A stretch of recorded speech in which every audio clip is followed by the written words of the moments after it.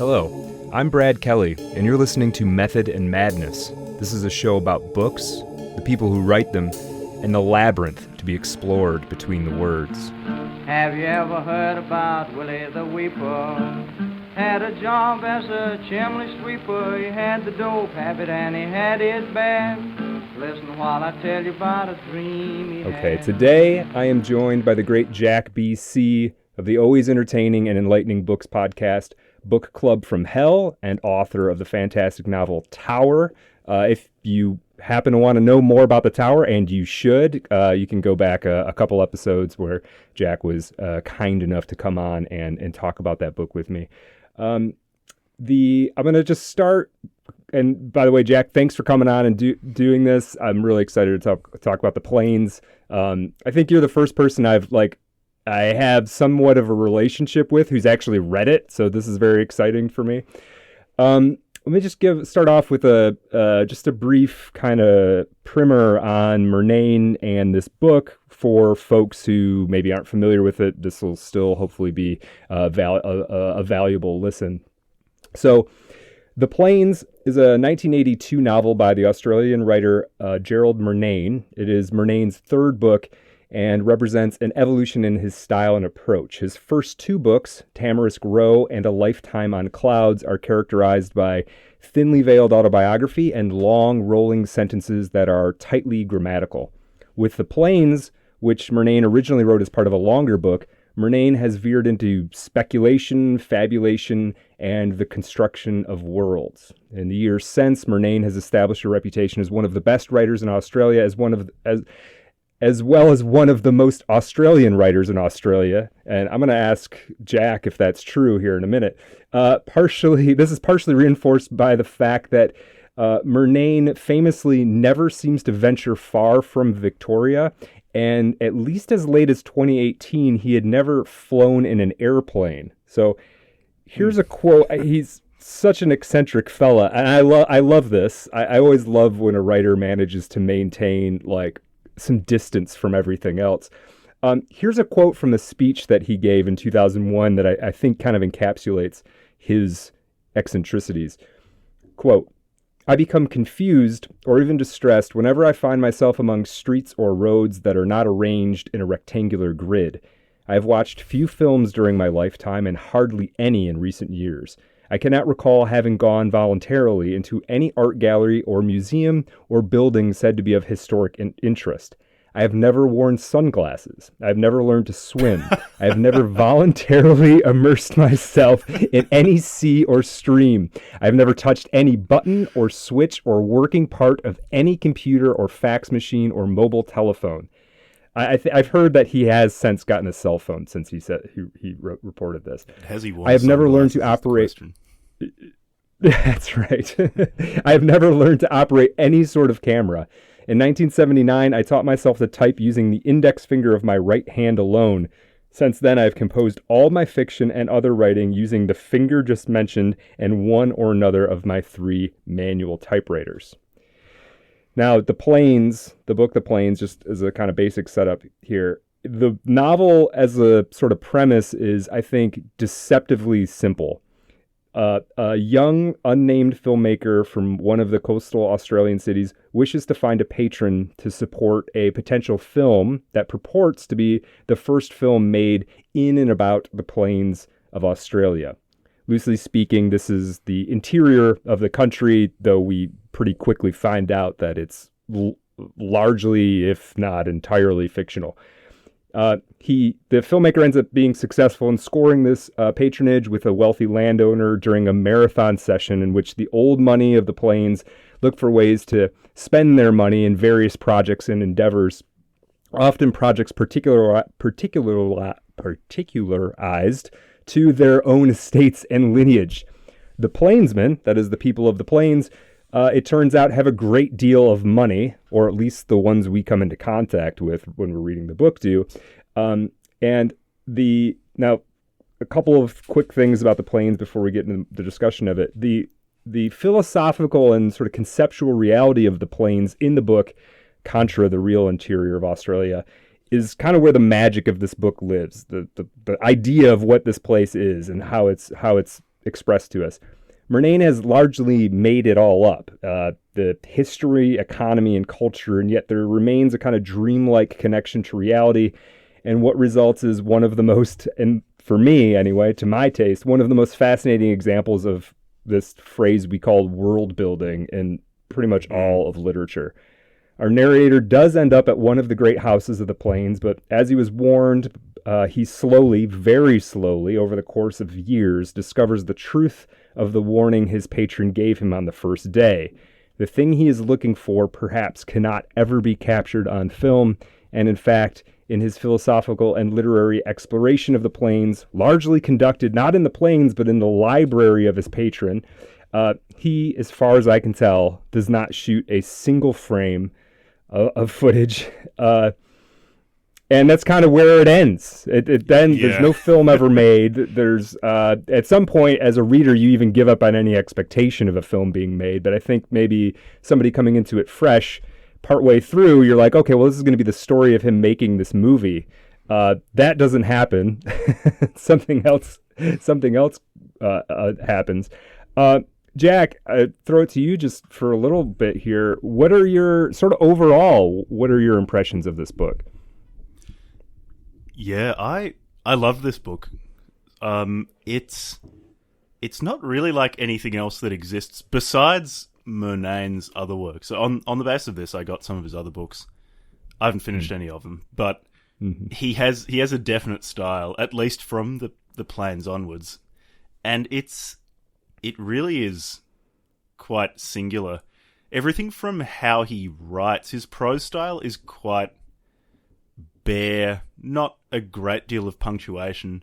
It's kind of a cliche to say it matches the subject matter, but it really does. It really is like the apparent barrenness of the plains, and the longer you look, the more there is actually hidden in there. It's oddly reminiscent of the Castle by Kafka. I think is a fairly obvious point in that he never makes the film. Joseph never reaches the castle.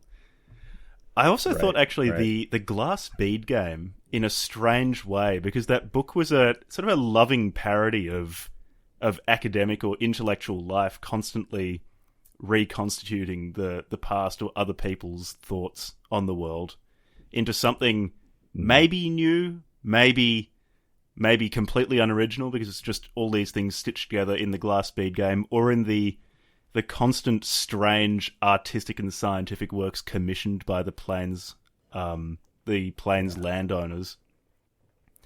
And then you said the Borges short story, which I'm blanking on the name on. Yeah, Tlan, that's it. Tlan Ukbar Tertius, or whatever it is. Yeah.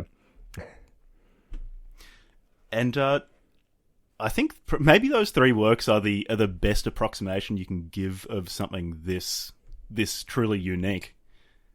Another remarkable thing about it is how short it is, at least in terms of its word count. I read somewhere that it's 30,000 words or so, but it feels a lot longer. It's a very slow-moving, hypnotic book, and quite funny at times too. It's maybe indirect. Maybe I'm reading too much into it, but it also does seem to be a parody of Australian cultural sensitivities and sort of the inferiority complex of Australians with respect to whoever their current imperial master is, whether it was the British Empire, currently the United States. Yeah. So it's a remarkable book. I don't know how to neatly sum up my feelings on it, because there's so much in it. Yeah. I mean, I totally echo all of that. The one thing is, it does seem like it's a good length, but I also, as I'm reading, I can sort of imagine myself like just going on for another 500 pages, and let's just get into every nook and cranny of the Plains culture. You know what I mean? Like, because it does feel like a fully kind of realized world, but I would have read a chapter on the food economy of the the way that Murnane was playing this all out. I would have read him talking about any aspect of the culture of the interior of the Plains. Because every time he sort of turned a corner, you knew you were going to get some kind of philosophical insight on something. You were going to get the elucidation of some kind of irony that we also see, and out in the real world, but kind of represented to you in a way that allows you to kind of see its shape even more clearly. And there's sort of surprises around every corner to a certain degree, but then it also kind of flows on its own logic. Like everything about the Plains as a place sort of makes sense given what you already know at that point. It's really remarkable. And, the only way, and you're right, that's so difficult to like even make comparisons. And I think I'm really glad you mentioned the Glass Bead Game, because I love that book. And there is absolutely something sort of thematic and tonal that I think is a really good comparison between those two. I mean, the Glass Bead Game functions a little bit more like a conventional novel, but in terms of how it feels and the space it creates and the concerns of the characters, such as they are, I definitely think there's something to that. So you said that you saw some echoes of like. I'm forgetting exactly how you phrased it, but sort of relating it to Australia, the real Australia, not Murnane's Australia. And sometimes I wonder, the more I started listening to a lot of interviews and reading a lot of stuff about Murnane, and the way that he sort of cut himself off, I kind of wonder, like, well, how well does he really know Australia? Does he know, you know what I mean? Like, because he's never been on the internet, and he never leaves like this small town outside of Melbourne. Maybe he doesn't know Australia that well. Yeah, but and when you say outside of Melbourne, Goroke is a while away from Melbourne. Well, he lived nearer to Melbourne for most of his life. His wife died in like 2008, and then he moved out to Goroke. So yeah. I think he grew up in Coburg and then lived in McLeod, which is a bit further out, and then went to Goroke, which is gradually getting further and further away. Yeah. I think the furthest he's been from home was when he went to Tasmania, presumably on the Spirit of Tasmania, because he doesn't fly. Right. Yeah, he doesn't fly, so he must have. I know he hasn't been to New Zealand, or as far as I could tell, like, because obviously this is a point of interest. I mean, writers tend to be travelers to some degree. And he's just not going anywhere. He's a Hairman in terms of the book more than a Horizonite, I would say, at least in his personal life. Yeah. To that point, I'll get to the point about Australia, but on that, it did remind me with the traveling thing, and it seems pretty opposite with respect to the Plains, of interior travel, because he learned Hungarian, having read People of the Puszta by Gyula Ilyes. Apologies to Hungarian speakers. I don't really know how to pronounce Hungarian words, but yeah. And then his book Inland, a large portion of it is set in Hungary. So he was an interior traveler. Yeah. He was very, very curious in that respect, which feels just perfect for the person who wrote The Plains. He won't actually go there, but he'll learn their bizarre language. Right. And I mean, he does talk about the writing, or fiction at least, he's conveying the contents of his own mind. So for him, it's what would be the point of going? He's not trying to capture something, at least in his overt sort of project. He's not trying to capture something realistic in like the sense that we think of, like, the American or the English language realistic tradition. He's not trying to do any of that. So at least in terms of his writing, he doesn't need to go anywhere, apparently. He just explores his interior deeply enough. Yeah. It's I guess the question of how well does he understand Australia is pretty funny, but I guess that he spent a lot of time in civilization, I guess. Yeah. I mean, he was a primary school teacher. I think he was training to be a Catholic priest. He did temporarily, when he was a young man. Pulled out of that, became a primary school teacher. I think he taught at Deakin Uni as well, which is it's a huge get for Deakin. Like that would have been the sort of thing that would attract me there. And So he'd had some experience before retreating to rural Victoria. And he had enough experience, I think, to really effectively satirize certain parts of particularly Australian cultural anxieties, this constant feeling that you'll hear from many Australians that we don't have a culture. And I've some empathy for that position, but having lived overseas for a while now, there's a very distinct Australian culture that's easily identifiable. But the plainsmen have this anxiety, both with respect to coastal Australia, which they feel is foreign, and then places beyond coastal Australia, which are unimaginably other. But they're going out of their way to create things that are purely of the plains with no influence from outer Australia, as they call it, the Australia of the coasts. Mm-hmm. And seem very, very self-conscious and self-absorbed in this quest of really intentionally trying to shut their eyes and avert their eyes from anything other than the plains, whether this is the sky in the distance or or a tiny patch of ground in front of them.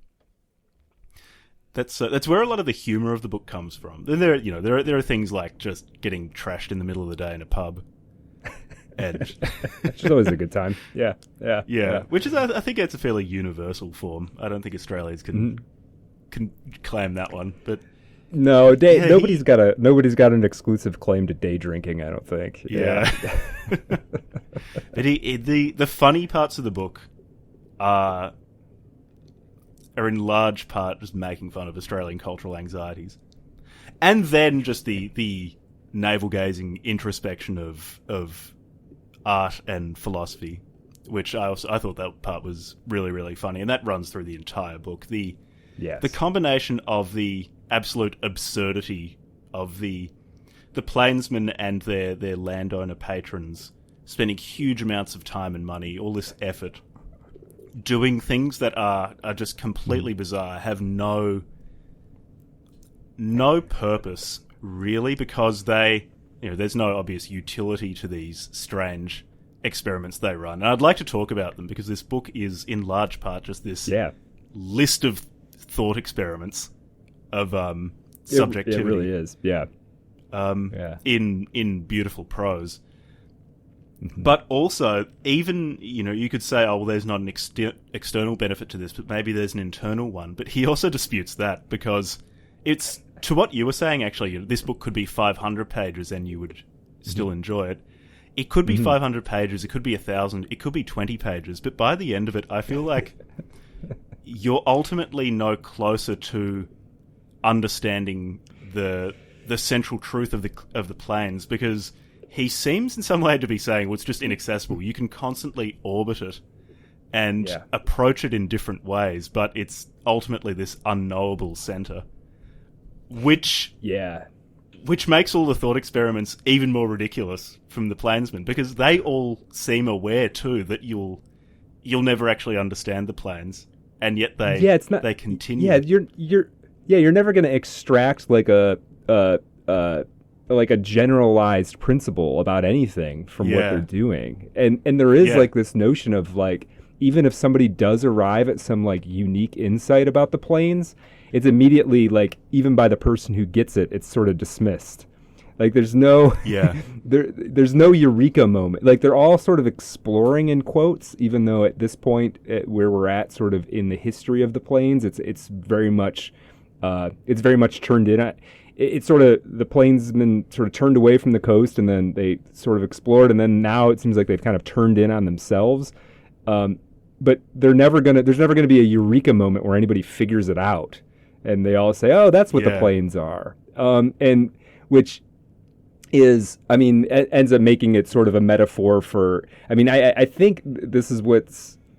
I heard at some point somebody describe this book as what it's about, and the commentator was, well, it's a book about itself, which I think is sort of weird and pretentious, but also to a certain extent true, because I mean, you can map all sorts of metaphorical interpretations of what the planes are and what all these experiments are. I think you could say you could probably map like the history of literature onto this book if you were willing to be sort of flexible enough in your analogies.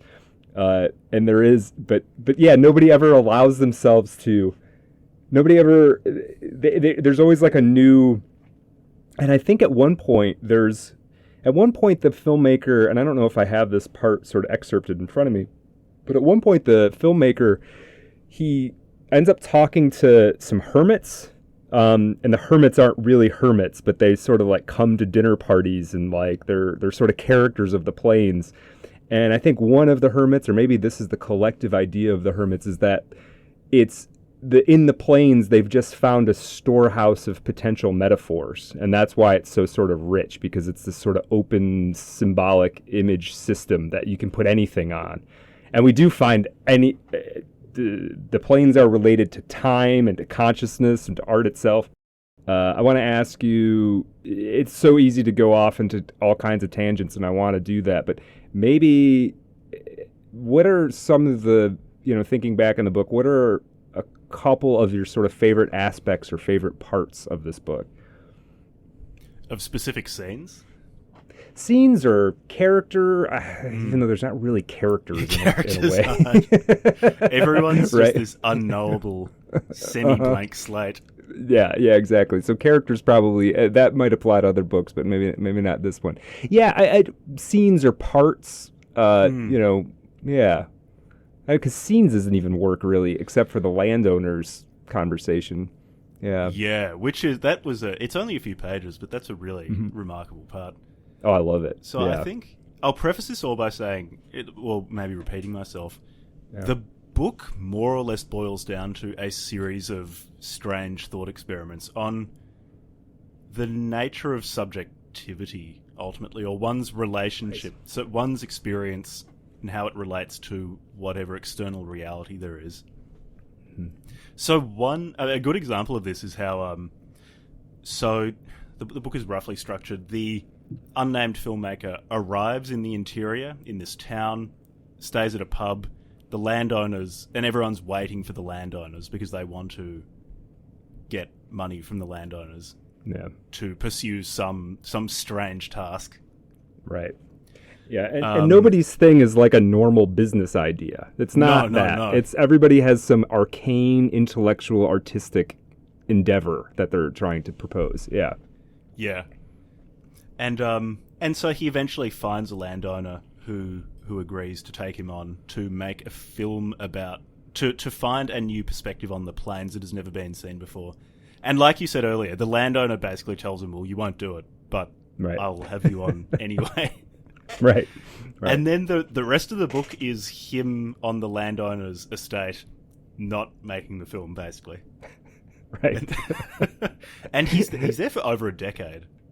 Yeah. I think in the opening it says something about 20 years ago when I started this, or something like something that. Like that. So it's at least a decade. Near the beginning of chapter 2, he says, I've been here for 10 years. And the book continues. Yeah. So I think that's basically the entire structure of the book to contextualize things. One thing I liked a lot with the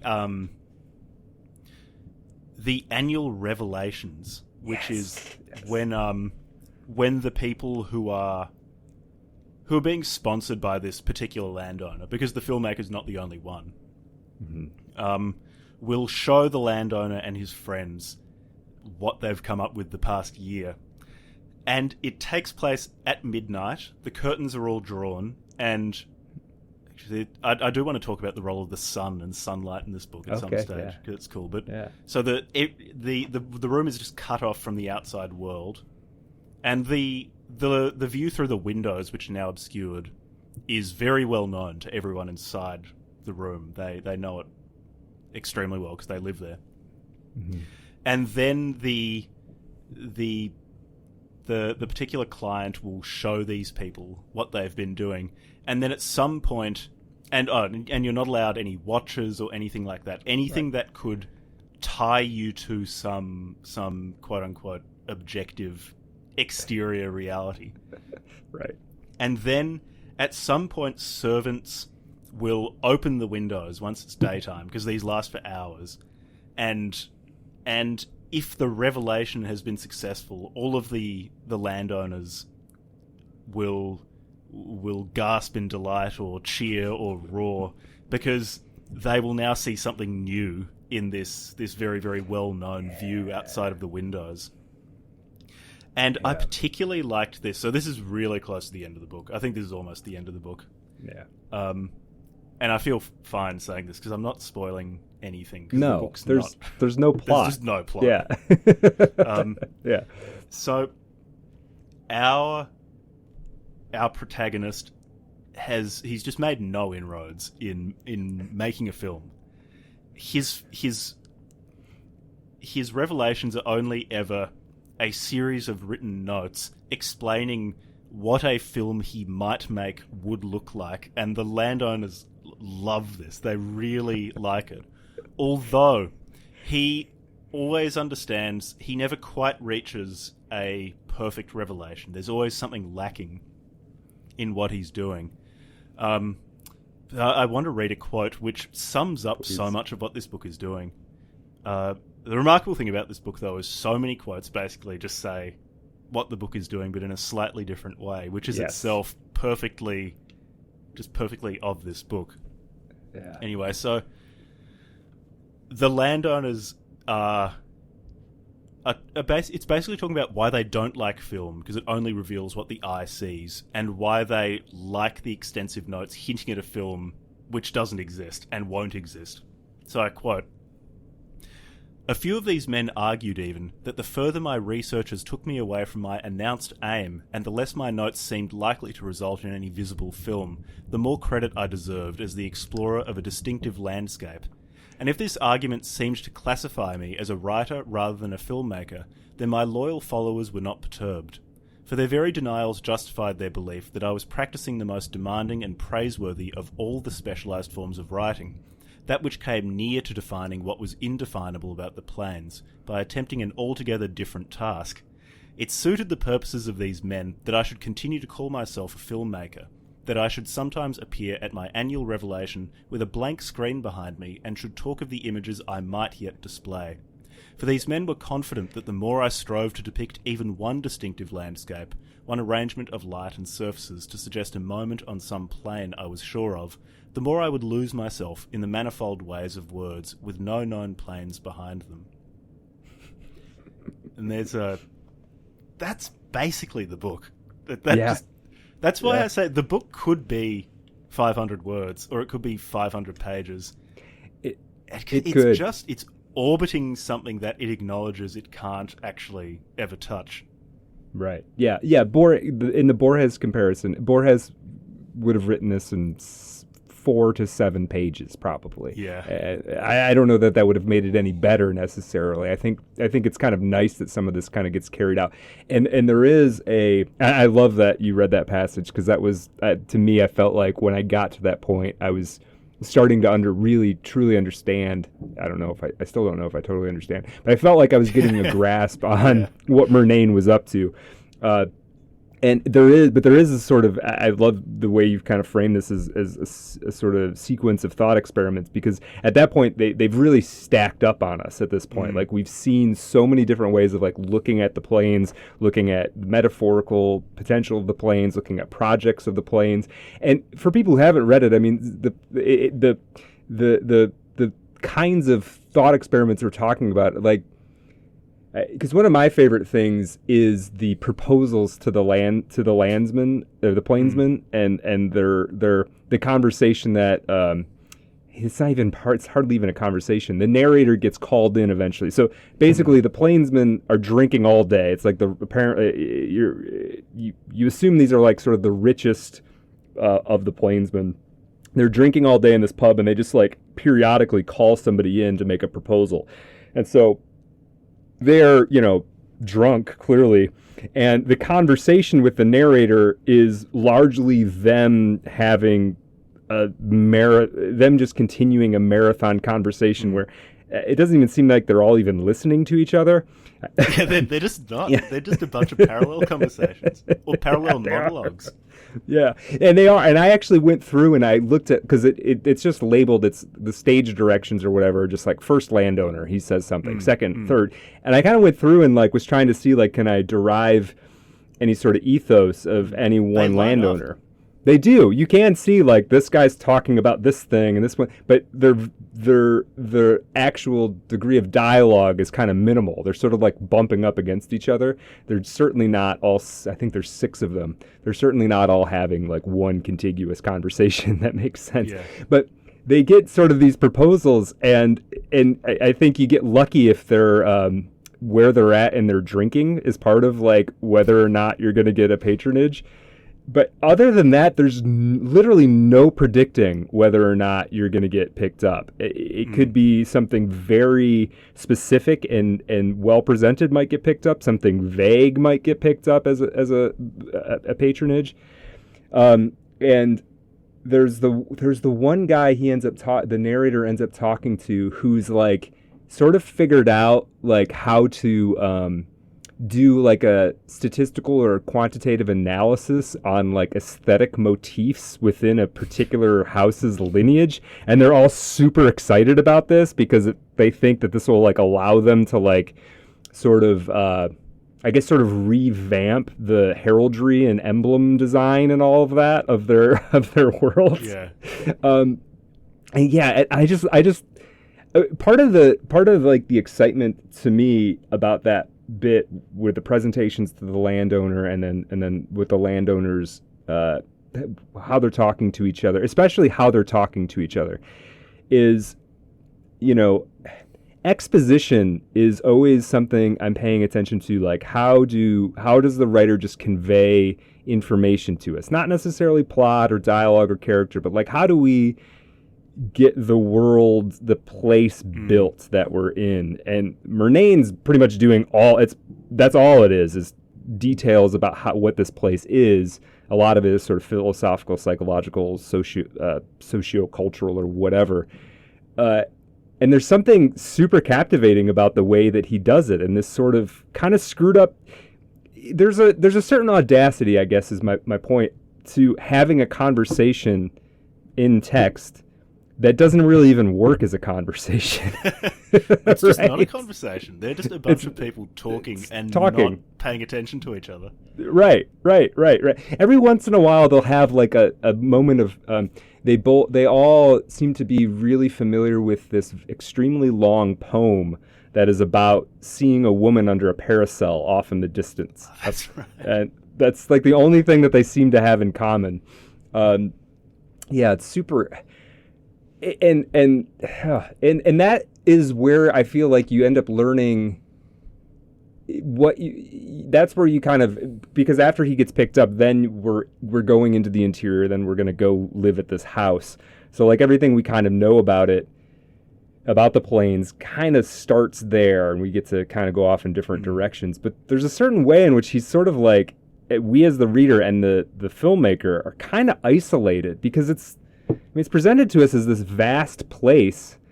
And one of the delights, I think, in reading this book for me is like, I feel like I know the place really well, but I also feel like there's so much not on the page that I don't really know it that well. And for me, you know, not to get English majory about it, but then it's sort of like, well, is that how my life is? You know, like, do I feel like I know stuff, but actually like 99% of it's actually not on the page and I'm not aware of it at all. And I think the answer to that is to a certain degree, yes. Yeah. What did you make of the? And I was curious, and I'm glad you found it funny too, because I think the humor is, it's circumstantial. A lot of it. It's not like there's a lot of jokes in it exactly, right? There's a lot of. There aren't punchlines. Right, there aren't punchlines. For me, it was kind of a beautiful moment. Well, let's talk first, before I get to that, about the Horizonites and the Hairmen, which is this key distinction in the Plains community. And interestingly enough, I love how he plays this out, because it becomes this rivalry And it loosely maps, I mean, tell me if I'm wrong, maybe this is my American perspective. I mean, I feel like it loosely maps to like liberal conservative. Do you think that's fair? I think it could be. I feel like, at least in the case of the Plains, it is so, because everything is just so intentionally anti-utility or anti Right. any applicability to the exterior world. Right. It appears like that. That's what I was thinking initially, but then it so quickly went off into that direction that the entire book takes of I guess anti-utility, anti-anything exterior. Yeah. It's just pure internality. Right. Everywhere. Yeah, various shades of interiority. Yeah, it's like as soon as it were to become like a useful distinction for like making political decisions, it would dissolve completely. I feel like a brief line that really made so much of the book click for me, including the Horizonites and Hammond, was the section where he talks about these remarkable conjectures which are vehemently defended by plainsmen, while also being acknowledged by those defending them as indefensible. Because to defend them as true or useful would be to debase them. And the point is not if they're true or not, and in fact their remarkableness is enhanced by their inability to be explained to others. I love that. The more unique and inexpressible something is, the better. And I felt like the Horizonites and Hammond, we can explain specifically what those are, converge at this weird point. Like, exteriorly, they are at their most distinct, because the Horizonites are looking towards the blue-green of the horizon as the ultimate expression of the plains. And the Hammond look at the old gold of the ground, just a few square meters of ground, or maybe a square centimeter that they describe in intense detail. But both of these things ultimately lead towards this inexpressible inner experience, and so in a strange way, just end up at the same place that you can't communicate. Yeah, there's a sort of a horseshoe. If you were to try to put these sort of political distinctions on them, the emphasis really is on like the horseshoe theory, in which ultimately they're sort of the same thing in a certain sense. But I thought, and what I like enjoyed about it, which was sort of reflected I don't know if pretentiousness is really even quite the right word. Whatever this quality of the plainsman that's coming across, what I found humorous is it sort of starts as like an art movement, basically. And even calling it a movement is maybe even as a start is maybe even too strong. It's two distinct artistic styles. One is all about painting the horizon, and one is all about painting this like what's under your feet. And I think they end up, the name of the hairman comes from, there's a particular hare that its technique or its strategy for hiding from predators or whatever is to just like lay really flat along the plain. And apparently there's really nowhere to hide. In the descriptions of this, it's not like there's really that many places to hide, I guess. So you just kind of, the hair just kind of sinks down and gets as flat to the ground as possible.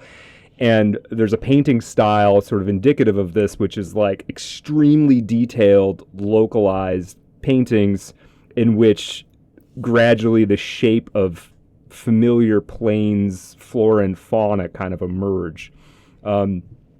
And that becomes this political, it does end up having, I guess, quasi-political implications, because colors get assigned to the two sort of factions, and then rival polo teams start up. And there are to a certain extent, like, there, at least like in the folklore, there has been like outbreaks of violence associated with these two camps. The narrator wears, if I'm remembering right, he wears a ring that has like, or he wears rings that have one of each color to sort of show that so he knows about this distinction, I guess. And isn't it just completely ignored by the no, they don't pay any attention to it. It means nothing to them. It means nothing to them. But then at one point the narrator, and I'm just remembering this, so I don't have the exact passage in front of me. At one point the narrator runs into a painter who, instead of focusing on the horizon or focusing on the ground under his feet, is focused on imaginary landscapes. Of dreams. I of dreams. Yeah, which is sort of like what Murnane is doing as a writer, I guess. You might, if you have that. I could probably find it. It's not one that I pulled. I've got it here if you want. Go for it. This part and the composer as well, if you recall that part. Yes. Were two of those thought experiments that I thought was so beautiful, just so remarkable. Yeah. If you got a bit there, read it. Years earlier, this man had set out to paint what he called, for convenience, the landscapes of dreams. He claimed to have access to a country derived from his unique perceptions. It was superior to any country that others called real. The only merit of so-called real lands, he said, was that people of dulled sensibility could find their way about in them by agreeing to perceive no more than did others of their kind. He had doubted whether any but an alert few could make out the features of his land. Nevertheless, he undertook to represent it by the traditional means of paint on canvas, lessening its strangeness a little for the sake of those who saw only what they saw. And it's also noted later that the painter is disappointed because people look at his paintings and think that he's just boiled down parts of the plains to their essential components. And he says, no, these are just dreams. These aren't real plains. They're my plains. Yeah, and there's you can detect a sort of certain resistance of like, well, wait, this isn't about the like, why do we care? These aren't about the plains. Yeah. Yeah. It's a trick he keeps playing, because it was back to, there are so many points in the book where initially you'll read something like, oh, does this map onto particular political persuasions? Something concrete. And then very quickly he'll make it clear that no, this is outer Australia. This is the surface, and we're going to the interior. And he just keeps playing that trick on you until I guess you start to learn the ways of the plains. And when an obvious real world analog of something he's talking about here pops up, you immediately don't trust it. You think, no, what's he going to do? It's right.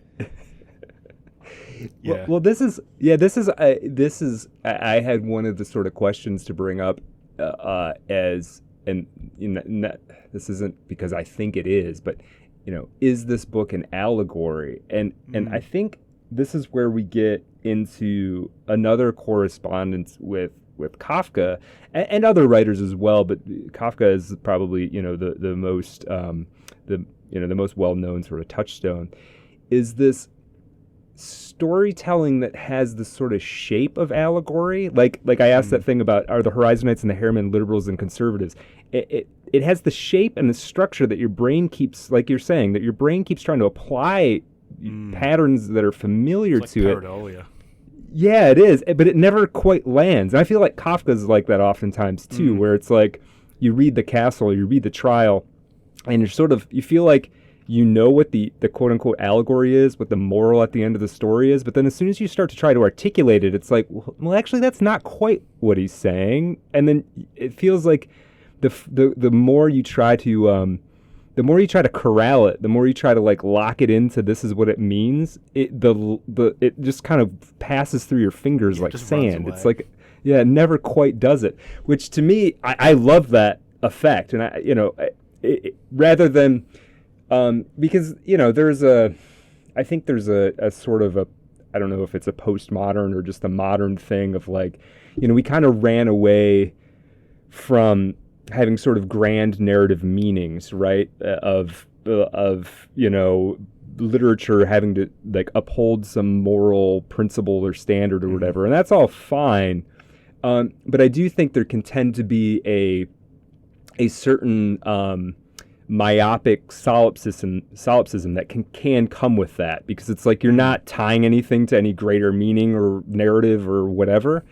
But I love this approach, and maybe one day I got to kind of like really put together some other writers who I think do this, because I think also Borges does this sometimes too, where it's like, well, you take the actual shape of that sort of fable, like fairy tale sort of thing, allegory sort of thing, but you kind of break off the end of it, and now we're left with this like, it sort of exposes you to the processes of your own mind in some way. And I love that you said pareidolia. That's perfect. It's like you keep looking for the pattern, and then as soon as you actually look at it, it vanishes.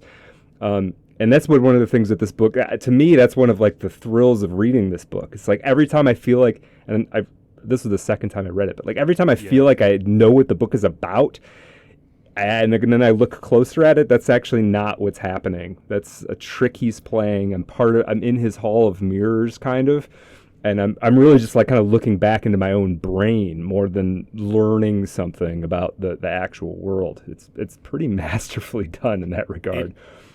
It is a truly remarkable book, and then you come to completely distrust even I guess you could call them theories about how the book works that do largely seem to fit, because there are times there's this wonderful part near the end of the book where they're talking about, I think they're he calls them scenes, where his landowner the landowner he's with and his buddies will get blackout drunk, be driven out to some part of the plains, they're not told where it is, in a car with all the windows blacked out, so they just don't know where they are, and get into a tent, keep drinking, while they have someone go around with a camera and take photos of what's happening that are unrepresentative of what happened. And because they're completely drunk and don't remember it, they'll look at the pictures later and reconstruct a completely different scene to what actually happened. And there's this... I might have the quote somewhere, I can dig it up if you want, but a description Murnane gives there of how we conceive of a camera the wrong way. It's not a photographic plate picking up light from the outside. In fact, it's its own interior world surrounded by darkness, lighting up a tiny little bit of this darkness that it can't understand, and that is that's what we call understanding. This tiny illuminated portion. Oh, and that ends up being sort of the powerful image of the last quarter or so of the book, for sure. Yeah. But that process of constantly having your expectations subverted that you were talking about, and I don't mean having it subverted in a sort of a trite way, a sort of trite self-conscious way that tends to pop up with more contemporary writing, which I just find really tiresome, in a genuine way, which means that even when you arrive at an image and a metaphor which you feel, this really works for this entire book, this helps me understand it, you don't trust it, because you think, well, what's he, how's he trying to pull one over on me with this? How's he trying to make me see a pattern that's not there with this particular image? Yeah, it doesn't do the thing that sometimes happens in postmodern work where it's like, haha, nothing's true. It doesn't really quite do that. He seems to be saying things are true, but I think the true things, if you can call it that, are just the brute fact of your experience and subjectivity that can't be communicated, which I guess is part of the absurdity of the book. He's indirectly communicating the incommunicable to you with just this series of absurd scenes of the Plainsmen. I've got the quote here. Oh, okay. Yeah. The man who strode among the reluctant subjects of these photographs, pausing to gulp from the glass still in his hand or to consult the sheaf of scribbled notes poking from his jacket, had confided to me that he cared nothing for the so-called art of photography.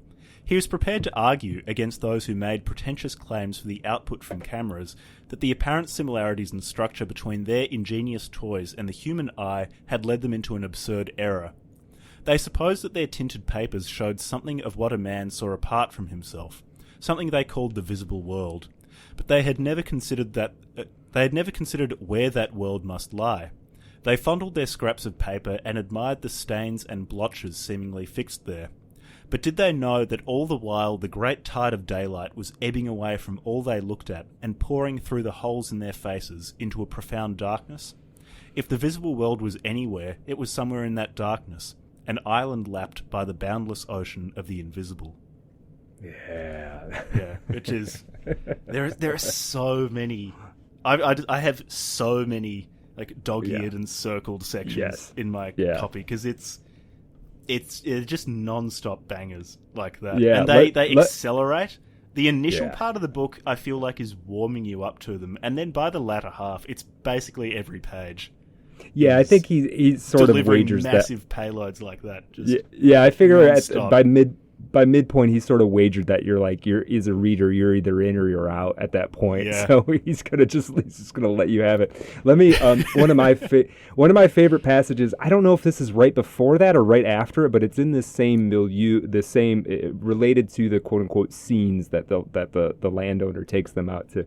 It's a little bit. Let me just read it. I love this bit, and this is the part that I read this book first a few years ago, and as I was going back into this book, this was like the first bit I could remember this super clearly. Quote.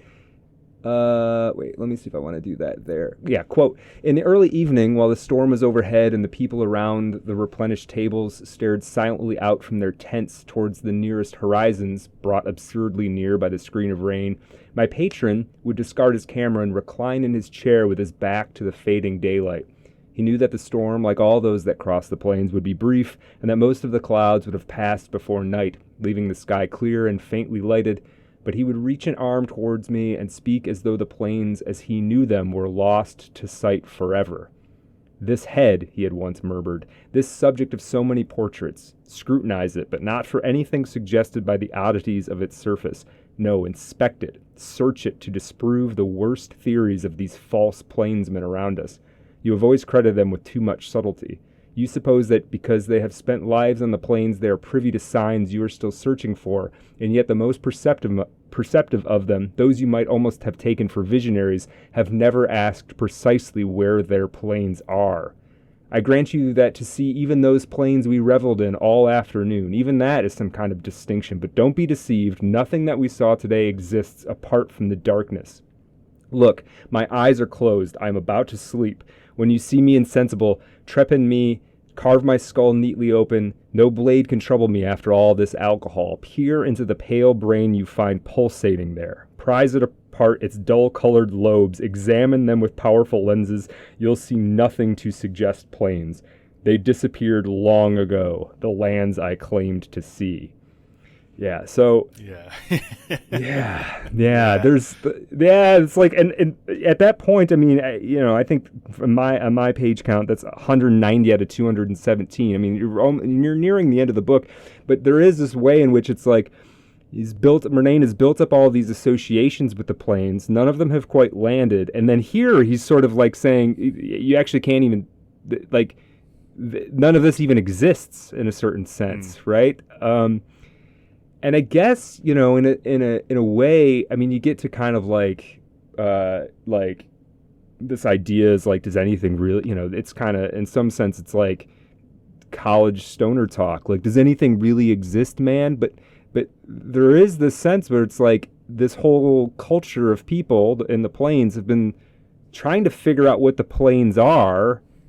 And we've seen all of these like various various sort of unfoldments of it and evolutions of what it could be and artistic and literary perspectives. They've tried to say it's, relate it to time, et cetera, et cetera, et cetera. And then this guy is basically saying, interestingly enough, the guy who paid him to make a film about the plains, this guy is basically saying, like, they don't even exist. None of this is even, at a certain level, none of this is even real, or the reality that it is can't be articulated in any way outside of just the minute experience of the thing, which doesn't even sort of have a location in the brain. And yeah, that's one of those moments where it falls out of that. This is where Murnane's not pulling a trick. He may have pulled tricks along the way, but to me, you get to this moment and he's actually, I don't want to pin down what he's saying exactly, but he is actually, it seems like, trying to say something about, like you said, subjectivity, about experience, about, geography. And then you start to think like, well, okay, Murnane's never left Victoria. Well, because to him it doesn't matter, right? Like, where would you go? You saying that, so... Yeah. He might, I think he's actually just telling you what he's doing in the first paragraph. Or wait, I'll read the first 2 paragraphs of the book. Okay, yeah. Where yeah. actually, in hindsight, he's just telling you what he's doing right here at the beginning. 20 years ago, when I first arrived on the plains, I kept my eyes open. I looked for anything in the landscape that seemed to hint at some elaborate meaning behind appearances.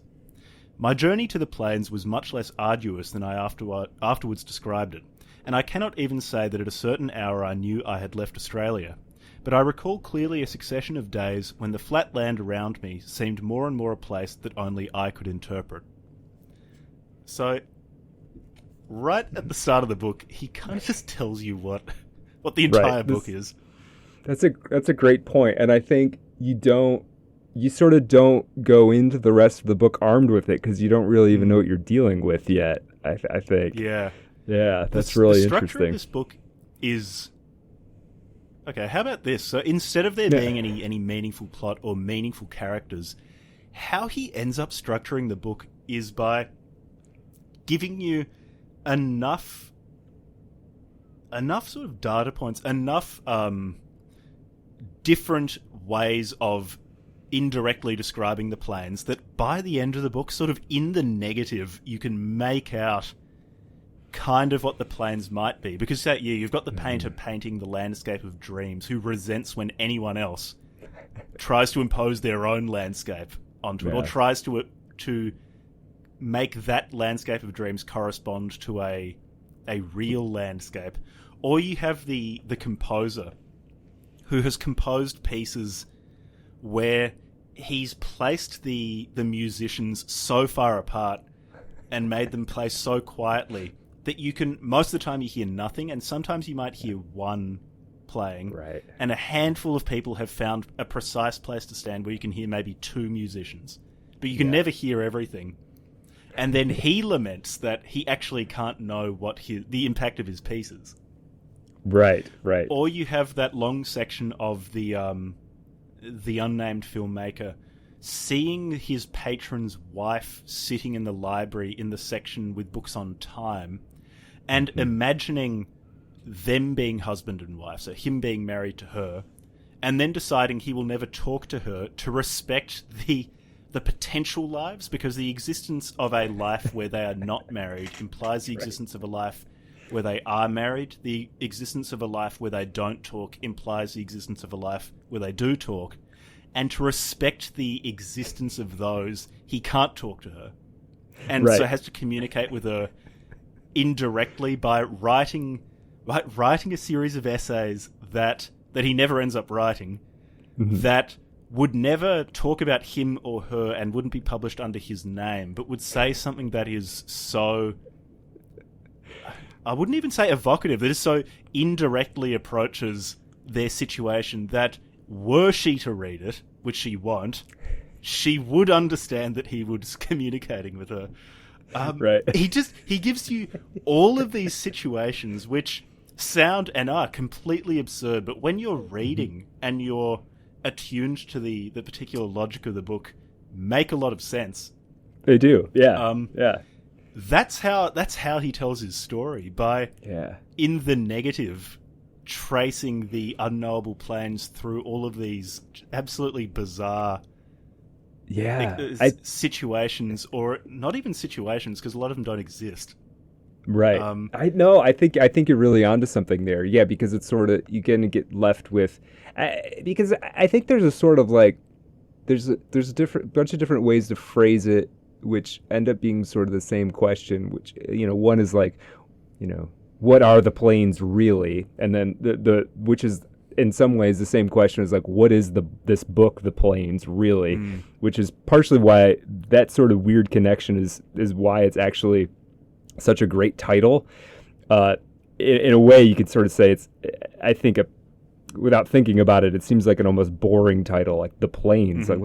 But it actually, because it's this, I almost can't even talk about it, because it's the same. The plains in the book are the same thing. Anyway, so, but yeah, I think you're really onto something there with this sort of negative. You're left with this space in which there are sort of no words that can satisfactorily describe what's going on in that space, and we build it up by all of these other sort of half attempts and failed attempts and short-circuited things. Tell me if I'm wrong. We mentioned this painter who paints the dream landscapes. Doesn't at one point the unnamed filmmaker say this looks like something? His paintings look like something I've seen in like a furniture store on the coast. I think so. I think at one point he basically says like, yeah, this guy is like doing this thing where he's going to make these radical dream planes, and then you look at his paintings and they're like something you'd see hanging in a furniture store or hotel room, which is great because it's like the one guy who tried to get somehow, maybe not the one guy, but he tried to get out of this philosophical aesthetic framework of the plains. The thing he ends up doing is just a watered down version of something somebody's doing on the coast. It doesn't actually it doesn't go anywhere, right? It presupposes like a return to the plains anyway, which is fascinating. Again, it's part of like the labyrinth that Murnane builds. It's like you can't ever in a satisfying way get to what the plains are. And that's I think where it's most reminiscent of Tlon Ukba by Borges, because by the end of that story, how the encyclopedia that doesn't or is made up has come to massively influence the world. Right. And it's sort of taking over knowledge, and in the same way, the plains always manage to insinuate themselves into everything done on the plains, whether the people making those things like it or not. Right. Which is why it was I like that you pointed out that connection, because I hadn't made that one. Yeah. It's an interesting. I mean, on the face of it, there's this sort of like, well, they're both doing this, like building this sort of fictional world that seems to be a sort of a playscape for various philosophical ideas, but ultimately, I don't think either one of them is sort of just doing it. When I see either one, Borges or Murnane, is doing it sort of just for kicks. Like, it does seem like they're trying to. I mean, this is something you brought up when we're. I don't know exactly how to phrase this question. I mean, you brought up the idea of the sort of philosophical novel. I got thinking about, like, I mean, there's this purportedly newer genre of theory fiction, right? I'm sure you've heard this term, right? Things like cyclonopedia and other stuff like that. Yeah. Which I what I've read in that terrain is really cool. I'm not convinced it's a new thing in a way. I think it's kind of always been being done in varying degrees. But, how do I want to say this? Is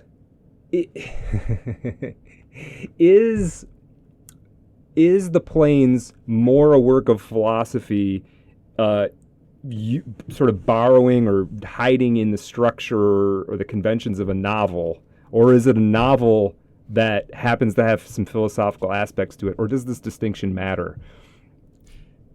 Yeah, that's a really hard question. That's part of why I asked you, do you think it's a philosophical novel? Right. Yeah, I mean, it has philosophical qualities to it. Yeah. Because it's even, is it a novel is kind of,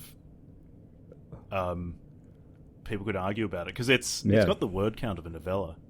It feels much longer than it is, because it transports you in such a way, and it's quite slow going, or at least I read it quite slowly. Yeah.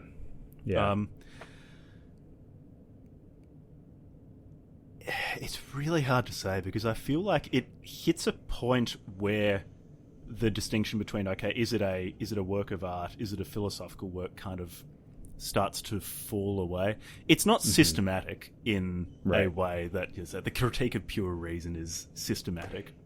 Right. Yeah, it's not a thesis outlined and then we're going to break this down, we're going to bring up examples. It's not operating like that, for sure. Yeah, and it's not self-consciously philosophical like some of Sartre's novels might be, or what someone might conventionally call, maybe pompously, a philosophical novel. Right. But I think it gets at very real questions of the nature of experience and both how different subjectivities can communicate with each other and how they relate to whatever exterior world there is. It just does it in a... It does it through art. It does it by... I guess it... And this is on the book's own terms, by evoking an inner landscape in you. Because it's when I say it's transporting, it truly is. It brings you to a part of your inner landscape that you probably haven't visited before. Yeah. So I guess in that respect, I'd say it ultimately is artistic because it's not appealing to the intellect in the end, or it doesn't feel like it is. It feels like it is. It's very, very, very directly appealing to your sense of place, time, color, texture. I know this is very pretentious, but it's hard to put into words the experience of reading this book and how I think it really meaningfully diverges from philosophy, but maybe tries to address many of the same concerns of certain philosophers.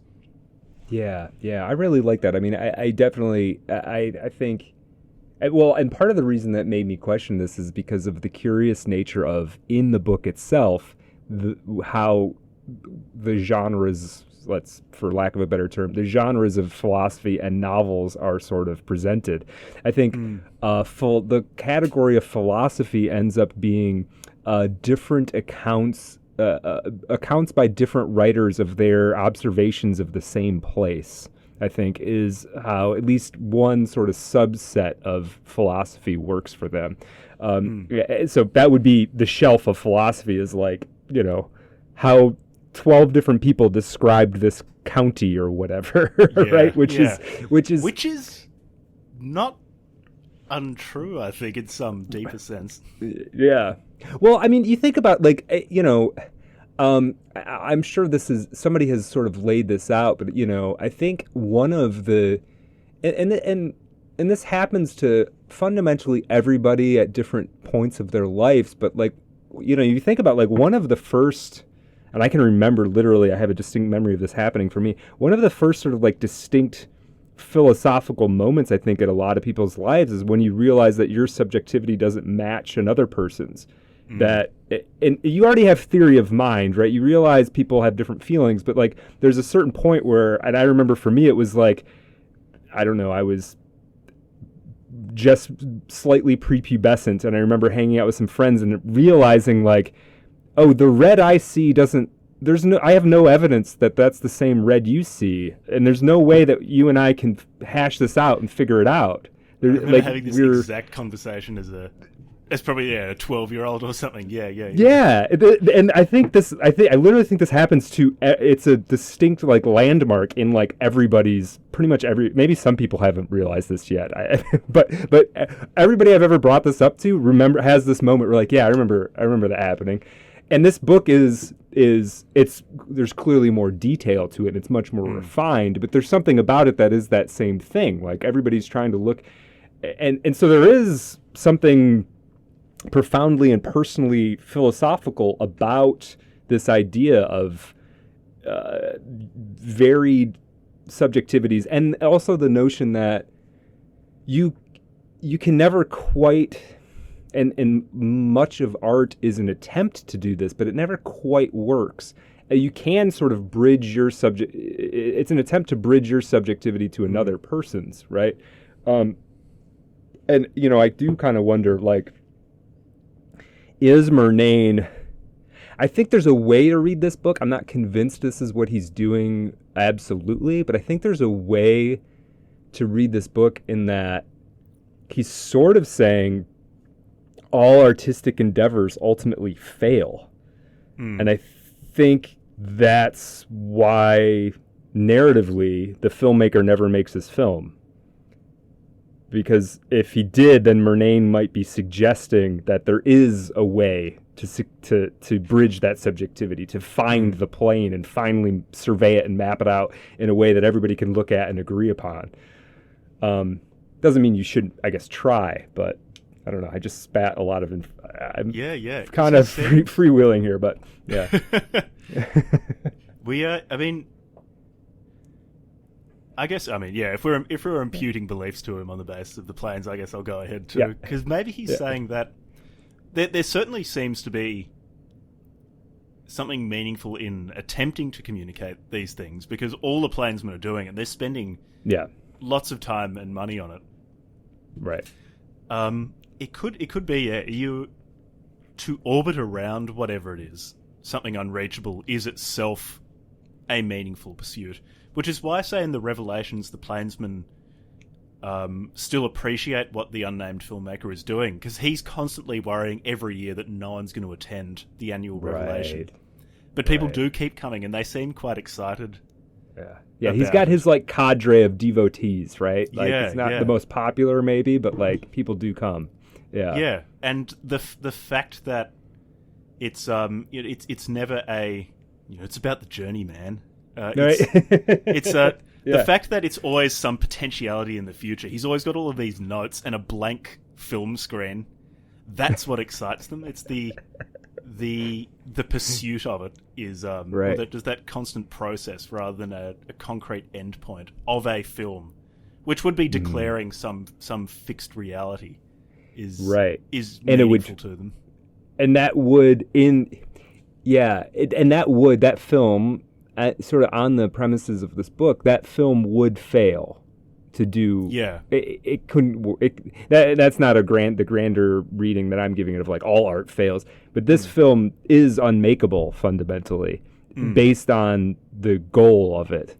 I guess it can't be made in a way. And then within the logic of the plains, the film itself would be in some sense false, and the plainsmen don't trust film because it's just what the eye sees. In the same way that they seem, in several scenes, they really don't trust the sun and sunlight. Like they're constantly trying to block it out or redirect it in such a way as to emphasize more interesting things or more interpretable things, not this fake objectivity of sunlight that just at several points in the book they make clear that they don't trust it. Yeah, but that's interesting.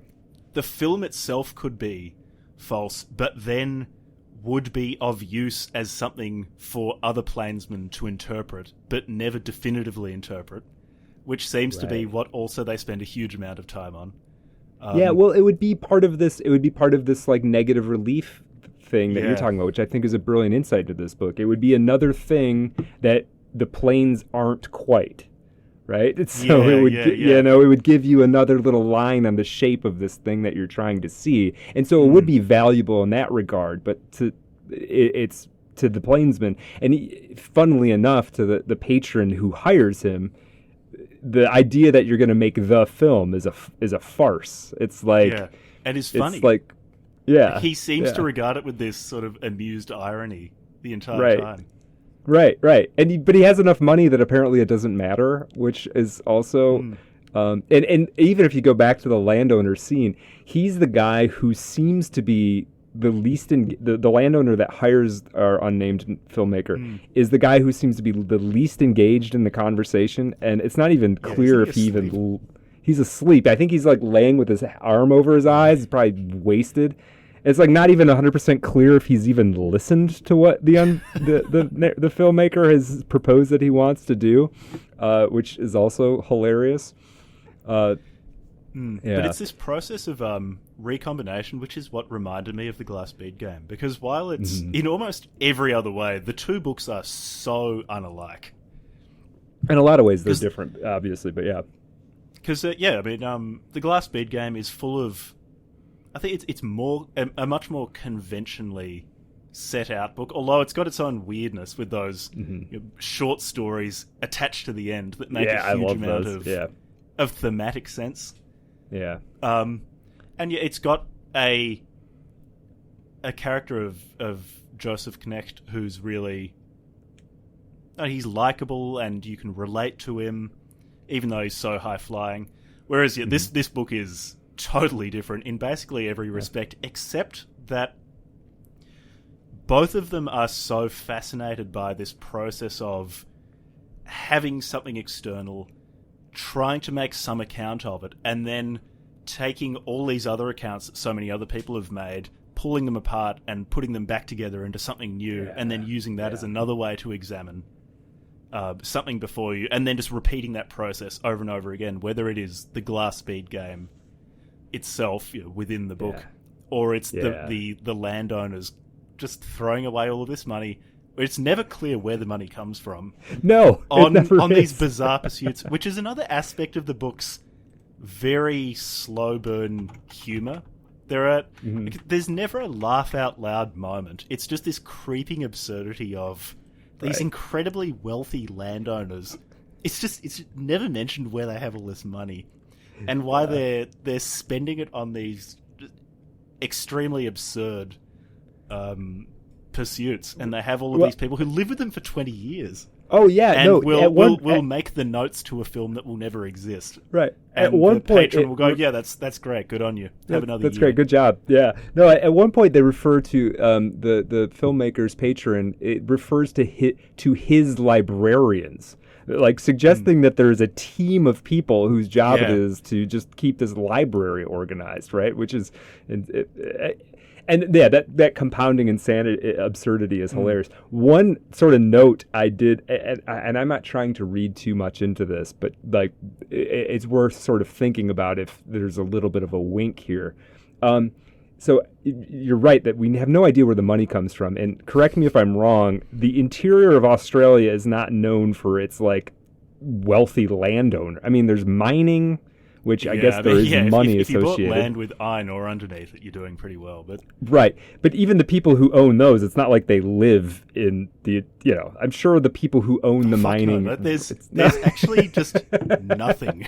Right. For a huge part of Australia, there's just nothing there. Yeah, I frankly, I know a little bit about Australia, but like I was getting on Google Earth, kind of looking around at different things. I'm like, oh yeah, so there's just nothing. Like this is just. Yeah. It's vast empty space. But at one point, Murnane uses the word, which wasn't a word I was familiar with. He uses the word latifundia. Wait, am I reading that right? Let me zoom in. Hold on a second. Yeah, the latifundia system, yeah. Yeah, which apparently is a word that was used by ancient Romans for their great landed estates worked by slaves. So I don't know if there's an implication in that there's slavery going on in the plains, or he just kind of maybe wants you to sort of think that there could be. But clearly there's like we're like breaking the second law of thermodynamics in terms of the economy here. Like something doesn't quite weigh up correctly, for sure. I mean, my assumption with some of these is, maybe they've got herds of sheep over an area the size of Belgium, which does happen in Australia. Sure. Yeah, maybe that's happening. I mean, I was just kind of assuming, maybe it's sheep, maybe it's mining, maybe I don't know if they'd have crops. It doesn't sound like there's that much water where they are. But it's part of the beauty of this book where you can imagine some analogues in real life Australia of maybe this is how it'd work, but at the same time, it would also work in the context of the book if the money just appears. Right. Well, yeah, and I think if he were to tell you, like, by the way, here's how the economy of the place works, I think that would be. Then you'd get into this is where I'm because I'm fascinated with this concept, like, of world building as a sort of an aspect of the craft of writing, and I mean, every work of fiction does world building to some extent, and sometimes it's just an attempt to convince you it's the quote unquote real world that you live in, but that's still world building, right? But if you get into like fan fiction world or like real sort of like low shelf like fantasy stuff, the writers in that realm often spend like an inordinate amount of time on this world building stuff. And to me, like, Murnane just beats, in terms of interest and curiosity, just beats pretty much all of that, right, in this. And I mean, part of it is that he doesn't close the loop on stuff like economy. Like, he leaves that stuff open, and it grants it this sort of like, the feeling of it is it's realistic enough that, like, there's an inherent logic that makes sense, but there's still this quality of it sort of floating off the ground a little bit or something. Like, it never... Yeah, and I think because it's... Go ahead. you look at where he's put detail in, and there's a lot of detail on the particulars of the bizarre project sponsored by the landowners. Like, that's where there's a lot of detail. That's right. And then, yeah, other things that would ground it. It's you saying it's floating in the air is exactly right. Other things that would ground it, he just actually doesn't mention. He just doesn't bring it up. Or there'll be actually a word like latifundia, and that's it. Right. He just doesn't mention it otherwise. Right. But yeah, then you don't know what to do with it. And yeah, it's sort of like, well, he has to, it is funny that it does, like, it forces you to sort of ask the question. And I think this is tied to also to this notion of the allegory that doesn't allow itself to be, you can't reach a consensus on if it is an allegory, you can't reach a consensus on it. I think it's similar for the sort of economic or other everyday concerns of the reality of this world. It's like, if you start tying too many of these things down, the book drifts into didacticism, like even unintentionally it will lean in that direction, because there is a sense in which, like, to put a stake in the ground in terms of what the economic realities of this place are automatically, like, starts to, if not make, at least, like, evoke political points, right? It's like, if they're, like I said, is it a slave economy? Well, obviously that's got dire moral calculations to it, but anything does. If you made all of your money on mining, that for some people has, like, socio-political considerations to it, right? So as soon as you start putting those details in, you can start making moral judgments on it. There's a way in which he's made this environment in which your moral judgments, maybe not all of them, kind of your moral judgments at least, maybe not your aesthetic judgments or whatever, but, like, just kind of bounce off of it, because there's nothing to grab onto. Like, are the plainsmen bad people? I frankly don't know enough about them to say. Yeah, it's he's done it in such an elegant way, because so much of the world building, and I slightly recoil from the term, because I always just think of video games when I hear world building. Like, I just think, you've got some 200-hour RPG, and the world building is just a massive lore dump on how magic works. Right. But it fits with this book too, because it produces this strange dream world where a lot of its logic, including really concrete things like the economics of how it all works, is there, but purely there by implication. In that he'll talk about a bunch of things like sponsorship of artists, which implies the existence of an economic system, but that itself is never directly addressed. Right. And again, it just feels very much of a piece with the rest of the book, that you do have these concrete realities which are only hinted at. And so they're acknowledged, but only ever acknowledged indirectly.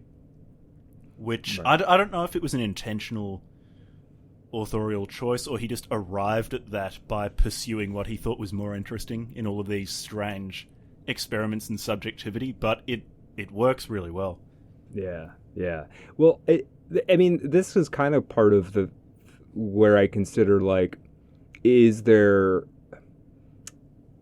Because I don't think Murnane has a easily summarizable, like, takeaway theme from this, but there does seem to be, like, maybe he is indicating something about an artistic perspective in which, hey, if you're a filmmaker or a novelist or a poet or whatever, none of that stuff's any of your concern. Like, your terrain isn't how did they make their money? It doesn't matter. They're paying you to make a film, so you should sink into that and kind of allow it to happen. I wonder if there is, because I do think, and not that he said this directly, but in the interviews and stuff that I've been reading with him and listening to him give, it does seem like he's certainly unplugged from all of that. Like, maybe he does know more about the day-to-day news of Australia and the rest of the world than comes across, but it does seem like he's an art for art's sake kind of guy. And he would probably think a preoccupation with some of those things is kind of silly. And you do wonder how much of a trickster he's being by not giving you that information. Maybe he's just right? playing it completely straight. Yeah. Yeah. I don't know. It's a singular book, and the only things approaching it are just other things he's written. Right. Yeah, it seems to be the case. And yeah, I'm starting to I've got a couple more of his books. I'm going to kind of start working through them, because this book affected me in a, I sometimes think and it's sort of a too high of a goal, or too high of a yardstick, but I sometimes think that like the goal of a great book is to make you feel something that only it can make you feel. And when I say feel, varieties of intellectual stimulation kind of fit in there as well. But this book does feel different than any other book. Whatever this texture of my emotional response to this is, it's very. I've never felt it in any other book. And the reason I brought up, interestingly enough, I see these sort of stylistic and technique correspondences with Kafka and Borges, but I think if I really, really think about it, I've been reading. I read a Borges short story every day. I'm just reading through the collected. Oh, nice. Fiction of Borges, because they're all short. I mean, I don't think he never wrote anything longer than like 14 pages, right? So every day I read one, and I'm just going back to front, and in doing that and reading all of them, I realized that. And this is no shade on Borges, he's a genius, but super uneven. Like, they're not all equally good. Oh, no. Yeah. But when they're good, they're like as good as anything gets. Or something. Yeah, it's incredible. But I kind of realized that if I take some of the best of Borges, that's the closest I get in terms of like the texture of my my emotional reality as I'm reading the book is this book, The Plains. I wanted to ask you, not that we got to shut this down right now, but I definitely want to get to this. As a writer, I talk to writers in here mostly. Is there anything as you read this book that you're sort of taking away from it as like I could use that, or like or inspiration or anything about this? Tell me about how, or maybe you don't, but tell me about how you see this fitting into your understanding of the craft. I think a big part of the takeaway is to be confident in, if you feel that there's some theme that is really worthwhile, you can elaborate on that without worrying as much about plot or characters. If it helps to have Murnane's talent to back it up, but sure, if you're doing something sufficiently interesting, or you think you've found something interesting enough and just want to pursue it in a very single-minded way, because this is a very single-minded book. Yeah. I think on my describing it as monotonous maybe doesn't quite capture it. Maybe it's more like the Hairsman, where you stare at a patch of ground and it seems monotonous, but the longer you look at it, the more you realize there's an incredible amount of detail. Being willing to do that, or at least experiment with that, is something I really want to do. Yeah, I like that. Not feel that you have to abide by conventions like, you need some plot, or beyond, a man goes to a place to make a film and doesn't make it. Right. And you need characters that hook people in, whereas I don't know much about the main character in this book apart from his kind of musings on what the Plainsmen are doing. Yeah, he wants to make a film. It's about it, really. Yeah. Yeah. And even the film, he seems kind of ambivalent about. Even before he became more of a Plainsman, he seems kind of ambivalent about the film. It's like, well, I kind of want to do it, but right. You never feel any passion. Right. Well, and you never get any sense of, he's given up his life to go live on the plains. You you know zero things about what he gave up to do this, right? In a way, you know, and this isn't a criticism in like, oh, he should have made a rounder character. I mean, this is all intentional, but yeah, there is. I mean, I feel like the tendency for a writer is to like, well, you got to make that guy like a real person, and I don't know, maybe you don't all the time. Like if you've got another way to convince the reader to turn the page, you don't really need that. And this is one of the things that I'm sort of taking away a lot of the same things as you, but like I mean, I've always felt that like the true test of a piece of fiction is just whether you want to read what's on the next page. That's like all other considerations are secondary to that. So it's, in a way, it's like, well, however you get the person to turn the page. Murnane's not doing it through character. I don't really, frankly, care what happens to the filmmaker. There's no stakes. It doesn't matter. Yeah. I don't know what he's not losing anything. If he made the film, I don't really understand what he gains. Like, none of it really matters. The whole thing about, the characters need motivations. It's like, I don't know what anyone's motivation is in this. But, no. They're interested in the plains. Right. Why are they interested in it? They just are. They are. That's what's there. Yeah, exactly. Yeah. So yeah, that's a big thing that I've sort of taken away. It's like, yeah, man, you can do some crazy, weird, unique things, and you probably should, as long as it's interesting enough to go to the second page. I never put this book down because I didn't want to read it anymore. I mean, I did, because there's a lot of stuff you I don't know that you have to, but you ought to spend some time digesting and really kind of understanding, okay, what's happening in this paragraph. But ultimately, like, I always wanted to know what was coming around, like what was next. What was the next thought experiment? What was the next sort of weird thing the filmmaker was going to do that didn't have anything to do with making a film? Like, what was there's the very, very slight romantic or sexual tension about the daughter or about the wife of the landowner, but like pretty quickly you realize that nothing is going to happen with that whatsoever. But you still just want to keep going. And I guess if the thing is interesting enough, none of the other generally considered conventions really matter. There's no action really.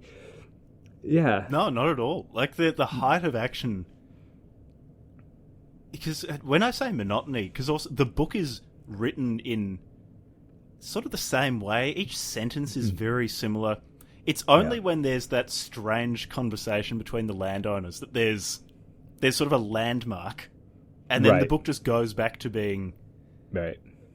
That's the most probably dynamic element, because it's sort of like every landowner's got like a slightly different voice and a different set of interests. But yeah, it goes back to, and Murnane is very in interviews with him, he's very interested in he's very proud of the fact that all of his sentences are grammatically accurate. There's a bit of an interview where he talks smack about Pynchon.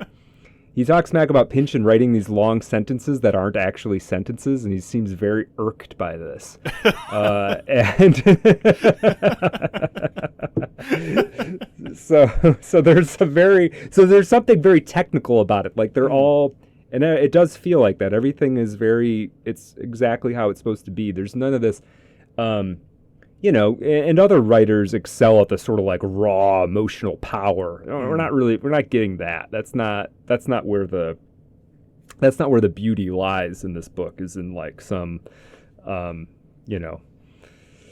Bukowskian or whoever, like heart on their sleeve thing. That's just not the modus operandi of this book. Yeah. Yeah. It's very distant and lonely. Yeah.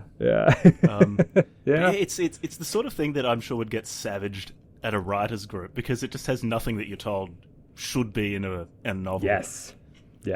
But it works so well. So anyway, that's probably my main takeaway that I'd be thinking about while writing. Yeah. I love that. I think that's spot on. Yeah, I was working on something this morning, and I was sort of like, I don't think this is like out there enough. I think it should be more out there. And I was thinking of Murnane, not like what it should be, but just like, yeah, this is just, everything's just happening. What the hell? Who cares? I guess also just in the writing landscape, with the advent of LLMs, just given that basically the marginal cost of producing conventional stories and prose is dropping to basically zero. Right. Yeah, no, especially if you don't even if you're not gonna fork out for a subscription. Right. Right. Yeah. Nobody's gonna put the keywords into a ChatGPT to crank out the plains. Yeah, to get this. Yeah, and it's not that ChatGPT couldn't write any one of the sentences, right? It totally could. There's really like there's striking stuff in here on a sentence to sentence level, but there's no. I shouldn't say no. It's not like there's some grandiloquent poetic power to much of this. No. It's yeah. There are no fireworks really. It's no. It achieves those levels of resonance because, for me anyway, I feel I'm sort of so stimulated at these certain points. But there's no gut punch. There's very few gut punches or like anything like that. I don't know what you would have to say to ChatGPT to have it kick out a work of Gerald Murnane. Yeah. I feel like to be a human writer, we're probably going to have to make more unusual works like this, or originality or novelty will probably be at a greater premium, which I'm quite excited by. Yeah, well, you'll do well in that terrain for sure, man. Like that's. I think you're right. I think that's where humans have the advantage because well, and this is sort of why I think is like. We can do so. The LLMs and the AI, it can crank out weird stuff, but I think the subtlety of creating something weird, but that's still within this like proximal terrain of resonance. I think, at least for now, I think that requires a human creativity to know like just how unexpected can I make this thing where it's still stimulates instead of just have like the reaction of like, well, wow, that was weird. Yeah. It feels actually highly coherent. This right. book, and also just the subtlety of constantly approaching and getting right up to the line of making some sort of declaration about what the plains are, and then not doing it for the entire work. But doing so in such a coherent way that by the end of it, I can't declare explicitly what the plains are, but I have a very strong sense of what the plains are. Yeah. And to do that, and I repeat myself, without there being characters meaningfully, or a plot, or pacing, or sort of anything on the surface, any of the normal stuff. Yeah. I don't know how you prompt that. Yeah. I don't think you can. I think this is a great example of not the last, but an outpost of a human creative style that I think ChatGPT is going to have a hard time coming up with something that competes with something like the Plains for sure. Maybe because it's so fundamentally concerned with subjectivity, which I mean, that's true too. If something is basically in a complex way predicting what the next token is, given the previous tokens in the prompt, it's hard to do. Yeah, that's a very good point. That's a very good point. Well, Jack, this is awesome. I'm so happy we did this. I sometimes podcasting is just an excuse to have a conversation, and this definitely felt like like one of those for me. Is there anything that like stuff that we totally missed that you kind of wanted to talk about this book, or do you feel like we kind of hit most of the ground we wanted to cover? I think it's the nature of the book. We could talk about it. This episode could have been 15 minutes. It could be hours and hours and hours. Right. Because anything I add will be more of just Murnane's approaches to what the plains could be without declaring what they are. There are so many things in this book. Just on every page, there's something that makes you put the book down and have to get up and go for a walk or something because you feel like your brain's going into overdrive, considering the implications of it. As Murnane said, time itself is made to appear as just one more sort of plane. So, yeah. Yeah. So, I could keep talking, but we could also end it here. It's a remarkable book, and I really highly recommend it. With the caveat that I can easily imagine people trying it and hating it. Yeah, I recommended it to my dad, and he read it and just really? said, "Yeah, I don't really know what that was." That was And see, to me, that's a fair response. Like, yeah, that's fair. I think that's reasonable. Yeah, it's not high on my. It's actually it's one of my favorite books. Probably, it's definitely up there for me in terms of by a living writer. But it's one of those weird paradoxes where it's not high on my recommend list, but high on my favorite list, just because I know it's not for everybody. Yeah. There are people I know who will love it, who haven't read it. But yeah, there are a lot of people I know who even are people who are avid readers who I just don't know that it's going to be their thing exactly. But yeah, what a peculiar artifact. Though it's one of these things that have on your shelf to go, oh yeah, books can do that too. Yeah, it's pretty cool. I mean, in music, I really like the "what the fuck am I listening to" feeling when you come across something and you think, I don't even know if I like that, but I'm fascinated. Right. This book's slightly different because I know I just unequivocally like it, but I got that similar sort of feeling of what is this. Yeah, excellent. You know, you can spend decades reading and then come across something that you just not only have never come across, but didn't even think was a possibility. Yeah. No, I would. This is something I would never come up with. It's such a weird creature, and he's a super interesting guy. I think, and this is I literally have not read much other than little spots here and there of Murnane, and I think this is, we sometimes wonder like who among the the works that are out right now are people going to talk about 100 years from now. I think Murnane is totally in that category.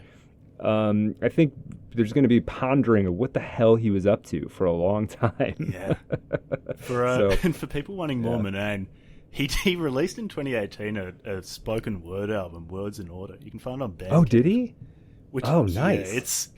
It is weird because it's got some he's got some covers, but he also, the centerpiece of the album is him reading out a 1,600 word palindrome that he wrote over a series of years with the music underneath it. It can be minimalism. There are like break beats at one part. I gotta check this out. It's really weird. Here's another. Bizarre. I definitely want to check that out. Here's another thing about him. He like a third of his personal archive is a fictional world that he has made up. That is in this world, which is apparently like a combination of Australia and New Zealand. The number one priority is horse racing, and he really loves the ponies. He does. He's created, like, apparently at this point, thousands of fictional horse races, and there's jockeys, and there's rankings, and there's betting odds, and there's events, and there's colors, and like he's created this whole thing. And he said he was like, I took like a decade off of writing fiction, and I just worked on this, and I'm kind of embarrassed about it, but there it is. I just invented a land of horse racing, down to the most minute. He drew maps. Like it's intense. And I don't even know enough about it to have an opinion, but that's something he was doing. So yeah. The more I learn about him, the more I kind of don't know what to make of him. Same thing. He's a very strange character. And even like that thing that I read at the beginning, he's never done this. There's like the point of which I'm like, wait, is this performative or is this for real? Like, maybe he hasn't wore sunglasses, but is he telling us this because he's sort of like I don't know what to make of him as a person in a way, because Yeah. Either the sort of person who just out of some genuine conviction will not wear sunglasses, or the sort of person who will do things that you can verify, like, I haven't flown in a plane, or I haven't been further from home than Tasmania. Yeah. And also throw in things that he's making up just for the bit, like I haven't worn sunglasses. Either option, I don't really know what to make of. What to make of that, right. And also that he's not on social media, which you would think if he were performing would be the place to be. That's true. If he was trying to build this character of Gerald Murnane, you'd think he would be more active on social media in some way, but he's just not. Yeah, it's interesting. He's as inscrutable as the plains. I love it. I love it. Yeah. Well, Jack, thank you so much for doing this. This was a great time. Folks listening, you'll have links to every place you can find Jack in the show notes. Definitely check out Book Club from Hell if you haven't. If you haven't checked it out, I don't know what the heck you're doing. Jack, would you mind tell us maybe what's coming up in the near future, or maybe what's just happened on Book Club from Hell, so people get a little taste? What's coming up? So, going to be doing a series on part 2 of The Decline of the West by Oswald Spengler. I'll be doing that with Gabe from the Tukey's Mag podcast. He was sort of the one person I could find to rope into reading some more Spengler. Yeah. He loves it. He just froths it over Spengler. Tomorrow, recording an episode on Cyclomancy by Frank Rudolph Young. Oh, I don't know. Pretty sure that's his name. I'll have to double check. Book on magic, written in the 1960s, which begins very strangely. He makes a lot of... It's very wacky magic system, but he also likes to put numbers on things, which means you can calculate precisely how he's breaking physics. He claims that psychic masters can shoot photons out of their eyes at 109 times the speed of a normal person. So you got a photon traveling at 109 times the speed of light, which is nice. Which is an impressive feat. That seems fast. Yeah. Yeah, it's pretty speedy. It breaks physics 109 times. Nice. Before just going even further off the deep end than that, that was a pain to read, but it'll be really fun to talk about. Cool. Got a book on phrenology coming up, which I finished recently. Vort's Character Reader by L.A. Vort. Fortunately, it's got a lot of pictures, so I didn't have to spend too long reading it. This is what I love about your show. It's sometimes it's you have books I've read or I would like to read, and I just don't have to. And then other times it's like, oh, I would never read that book, but I do want to know about it, right? Yeah. so Jack's reading books so you don't have to, which is one of the great services that us podcasters can provide. Yeah. So keep doing that. Yeah, awesome. Well, definitely, folks, check that out. Again, if you want to hear more Jack on Method Madness, just go back a couple episodes. We had a great conversation about his fantastic novel Tower, and of course, links to all the ways you can find Jack on the internet will be in the show notes. And stay tuned for Behind the Paywall. I'm doing a Madness episode on the Plains. We're going to talk about a couple of things. We're going to go deep on Aboriginal Dreamtime, which I think actually has... I don't want to say that... I'm not saying that Murnane was sort of doing a Dreamtime thing, but I think actually if you go deep into what the Dreamtime is all about, you actually see some interesting correspondences with Murnane's whole project about subjectivity, etc. We're going to talk about that. We're going to talk a little bit about this whole color binary thing and a whole bunch of other fun stuff on the other side of the paywall, Patreon, Substack, etc. And other than that, thanks, Jack, and thank you guys for listening. Thanks very much for having me. Of course. Yeah. Have you ever heard about Willie the Weeper? Had a job as a chimney sweeper. He had the dope habit and he had his bad. Listen while I tell you about a dream he had.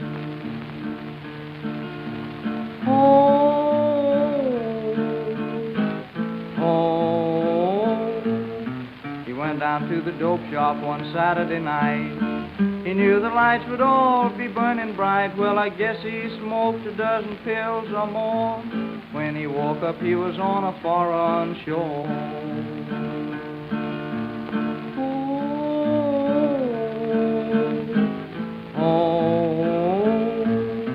The Queen of Sheba was the first he met. She called him lovey-dovey and honey pet. She gave him a great big automobile with a diamond headlight and a golden wheel.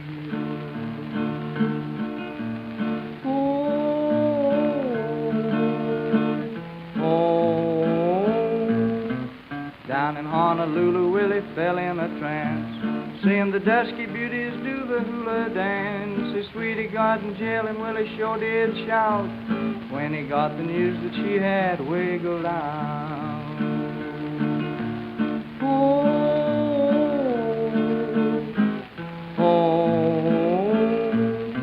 He landed with a splash in the river Nile, riding on a sea-going crocodile. He winked at Cleopatra, she said, ain't he a sight? He said, how about a date for next Saturday night?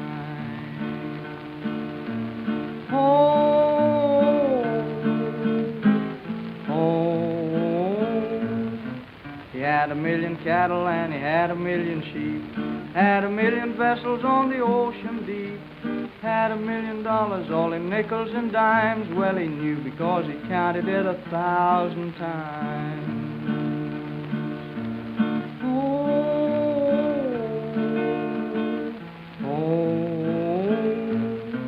He landed in New York one evening late. He asked his sugar for an after date.